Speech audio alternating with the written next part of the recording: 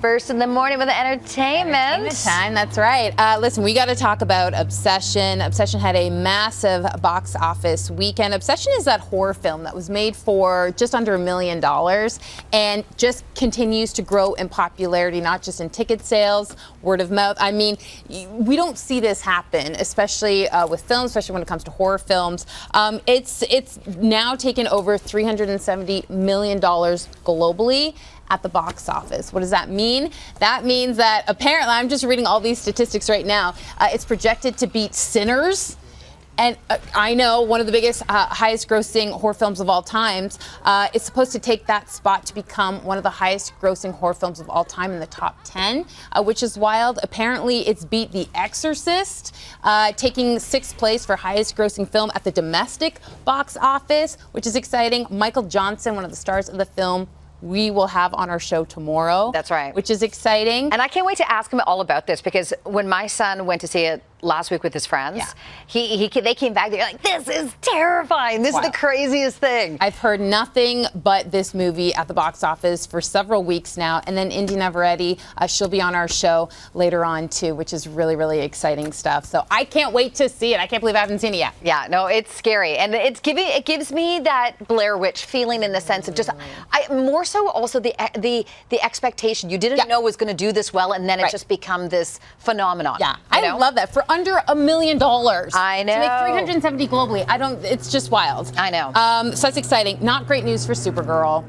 Supergirl did not hit what they thought it was going to do at the box office. I think it made like $38 million domestically, which is incredibly low, what they were projecting, especially being a huge superhero franchise. I mean, she was first introduced in Superman last year. I think that movie made $125 million its opening weekend. So comparing this to $38 million, that just kind of gives you an idea of how underperformed it did. They're saying that it came in lower than, get this, and these are movies you don't want to be compared to, lower than The Flash that Ezra Miller starred in, lower than Green Lantern back in 2011, like the infamous movie that kind of bombed with Ryan Reynolds. Morbius, it came in under Morbius, which people kind of hold that movie when it came out in 2022. This is Jared Leto's film, the Spider-Man spinoff. That's like, you don't want to come in lower than Morbius. Right. And so it's really interesting to see what's going to happen after this. But I don't know. Okay. All right. Just didn't do well. Okay.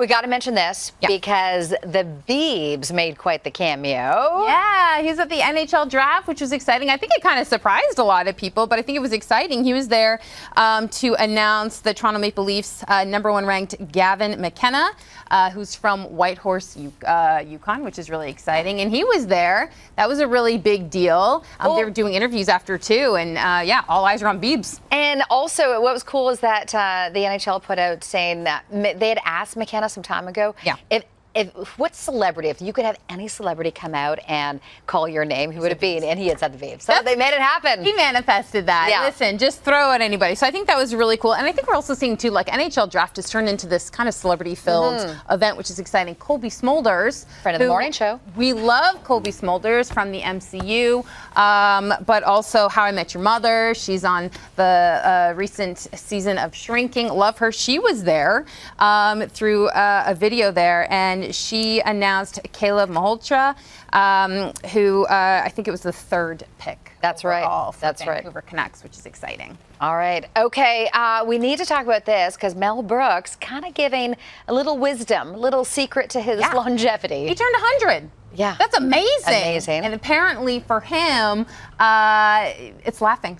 Laughing is the key to longevity. This is what he said. He told People magazine, I think laughing keeps you healthy and happy. Do you agree with that? Oh, gosh, yeah. I think that's a great one. I think people don't prioritize that enough. But I mean, Mel Brooks, known for The Producers, so many incredible comedies over the years, Blazing Saddles, Young Frankenstein. Young Frankenstein was a big movie in my house growing up with my dad. So, yeah. Okay. Pretty incredible.